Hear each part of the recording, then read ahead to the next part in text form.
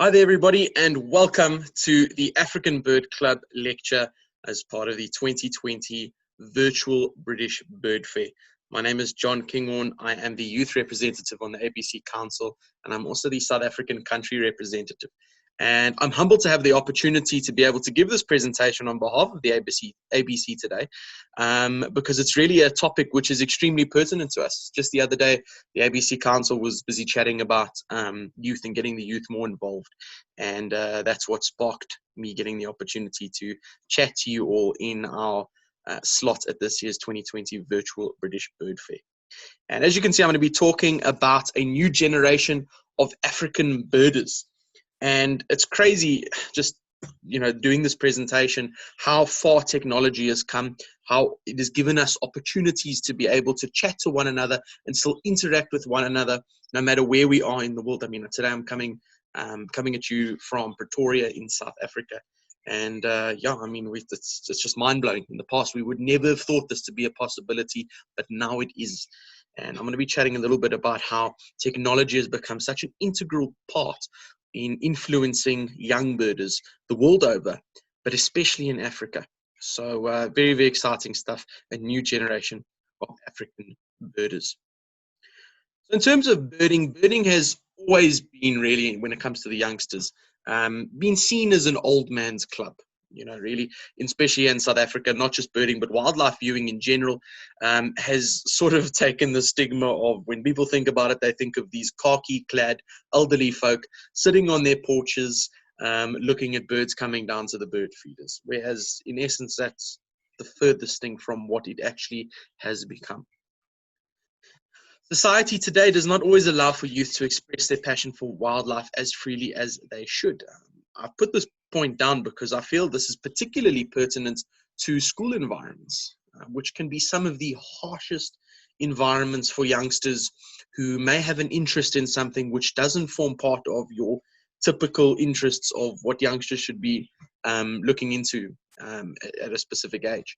For example, in South Africa, one of the things were, when I was still in school, you're interested in wildlife and birding and stuff like that, and it's not typical of the usual interest in rugby, interest in academics, whatever the case might be, interest in going out and having a party and stuff like that. Interested rather in spending your time going out bird watching and enjoying the outdoors. And that was sort of, because it was a foreign concept, it wasn't really accepted. So unfortunately, society today, although it's changing, there is still the stigma attached to birding and wildlife and having an interest in that. Many youth are not exposed to nature, wildlife, or birding during their early or formative stages. I think that this is one of the most crucial things to do, is to, when somebody is young, introduce them to nature. Not anything specific. I'm not expecting you or saying that you should take a field guide and throw it into your 2-year-old's hand and start going through stuff before he or she can utter their first few words.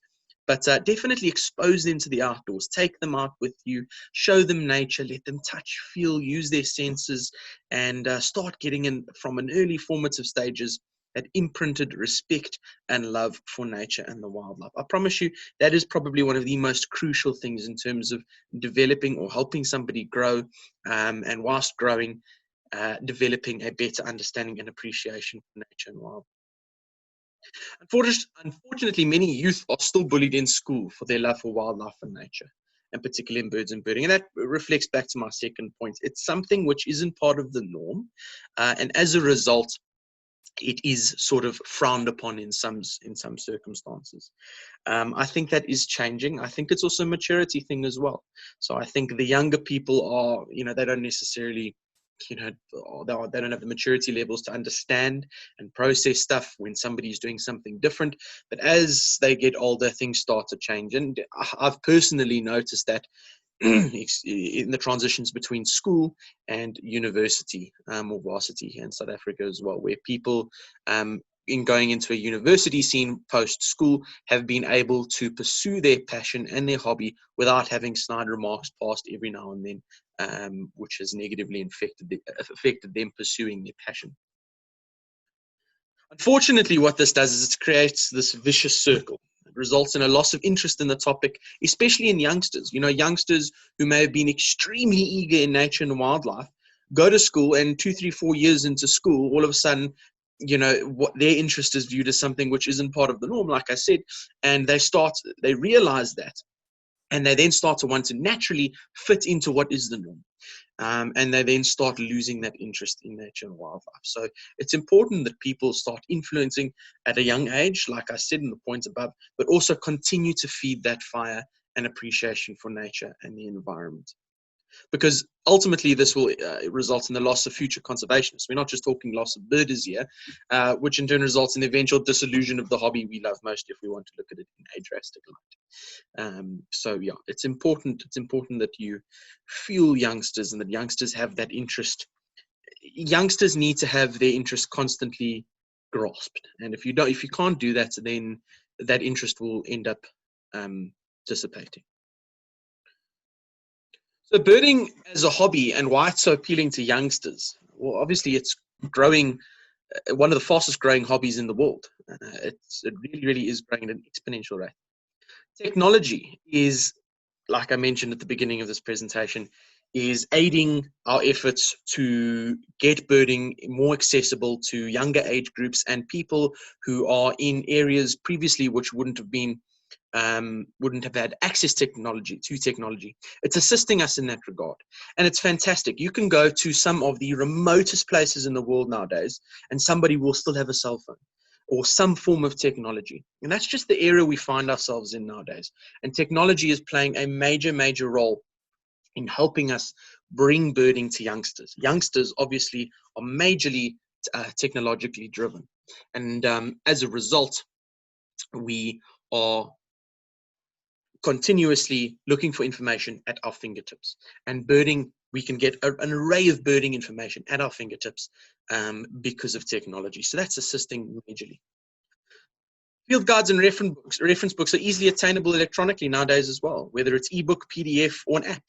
A lot of people will, sooner than buy a nice thick field guide to take to a new destination, they'll sooner buy an app, and they will keep an app on their phone, and there you have it. You've got something at your fingertips and ready to use without having to sift through books, so to say. And that's very appealing to younger birders. Birding is a great platform to socialize. It really is. It's fantastic. We get to socialize with like-minded people, interact with people who share a similar hobby or passion as us. And it also creates a deeper appreciation for the natural environment. So when you get into birding, you're learning about all different aspects of nature and wildlife and biodiversity. And that is so important, because young birders are not only young birders, they're essentially young naturalists, because inevitably there will be something besides birding which will be grabbing their attention. And as a result, they take an interest in that, and therefore they develop into young naturalists. And it's those young naturalists which are going to help conservation going forward. And of course, birding gives us a major sense of adventure. There's nothing more exciting than heading out on a birding trip and, going and exploring and creating that crucial sense of adventure. What about the youth? Excite me. Young birders, what excites me the most? These are, I had to try limit it to 4 characteristics, but really it's tough, because, young birders are fantastic. If you speak to any person in sort of the elder age spectrum who's gone birding with youngsters before, they'll testify to the fact that, these 4 characteristics I put down here couldn't be more true, and that birding with them is absolutely it's a different experience. Young birders are passionate, they're driven, energetic, and enthusiastic. They will explore, they will not stop until they've found what they've wanted to find. They will go off the beaten track.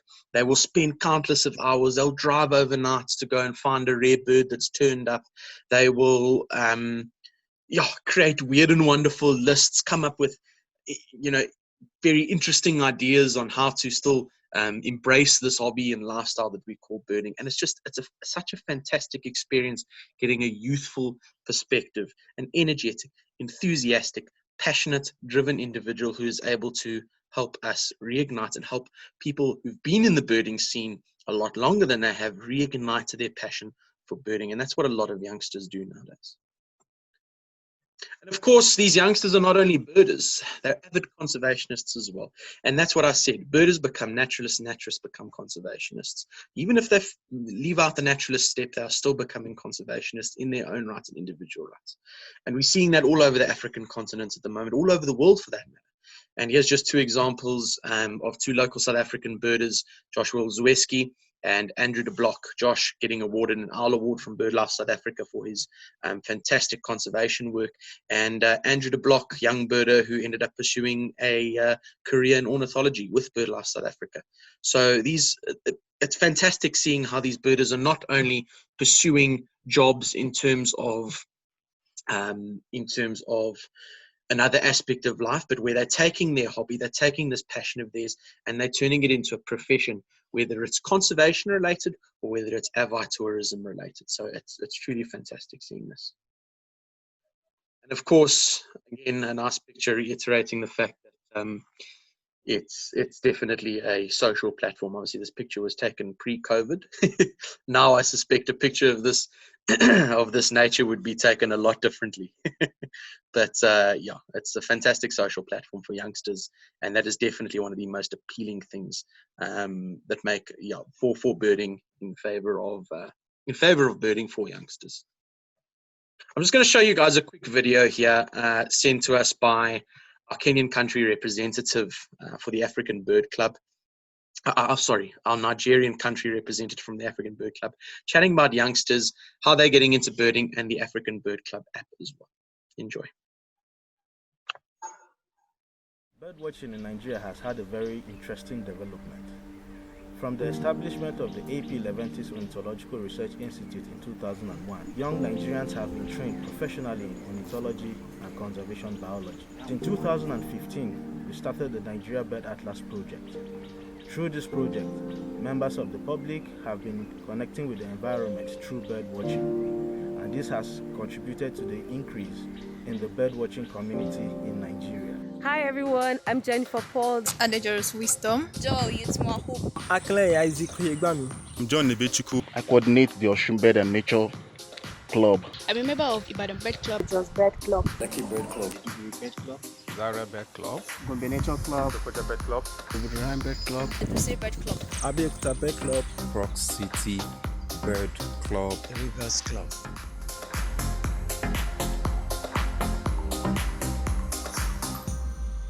One challenge has been the required tools and resources to enjoy the birdwatching experience. But with the introduction of the ABC app, we have now had a solution to the problem of the field guides. The ABC app is one of the best things that has happened to the birdwatching community in Nigeria. One thing I love most about the ABC app is that it's free, it's user-friendly, and also we use real pictures, real bird sounds that can help you actually in the field. I like the ABC app because it makes birding easier for birders, in that the inclusion of pictures and calls and the ranges of this bird makes it easier for birders to go into the app and check information when they have challenges identifying a bird in the field. It's easy to use and it provides very clear information. It's like Wikipedia and birds in an app. It enhances your experience at bird watching. It gives you good dimensional view of the birds. Ability to calculate the status range. The app gives you the options to play the different bird sounds and calls. It is user-friendly. My phone is always with me and my app is always up and running. It's easy to use and the availability of calls. It has helped me in identification and calls of birds. It has made bird watching fun and easy. It helps me in bird identification and sound detection of birds. And it can even tell you the sightings, the locations. I've been able to identify birds, know more birds, just with my phone. It's reliable, accessible, and it saves one the energy from carrying the heavy field guides. And yes, I find the African Bird Club app very useful. It is the compendium of all the bird field guides that I've been using on field. With just a click, you can identify and listen to calls of birds. With the introduction of the ABC app, we also find that more young people are getting engaged with bird watching, because young people are very familiar with this mobile phone application, and putting all of this information in a mobile phone app has made it really handy and attractive to many young people. So most of our bird clubs now have more young people people are joining and participating and engaging through bird watching with the environment.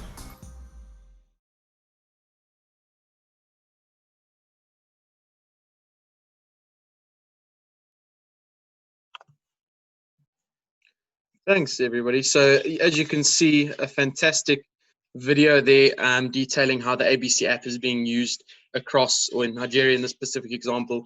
But yeah, the app is free. You can download it on the Google Play Store, on the Apple Store, and basically it is a guide at your fingertips on Africa's bird species. And the whole aim is for environmental awareness and the appreciation of nature. And as you can see, it's positively affecting birders across the continent, and also youngsters, getting youngsters involved. Why? Because it is a resource at their fingertip. So it is a fantastic opportunity. Thank you for all the funders, sponsors assisting in getting that app up and running, and obviously all the ABC members involved in putting this app together. It's a fantastic resource, and it's definitely assisting in taking birding in Africa to different heights, and helping not only develop birders but also new conservationists.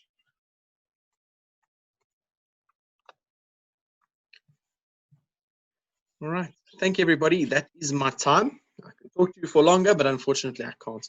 So thank you very much for tuning in. I hope you enjoyed it. Please feel free to contact us on our websites or on our Facebook pages as well, and Twitter as well, the African Bird Club.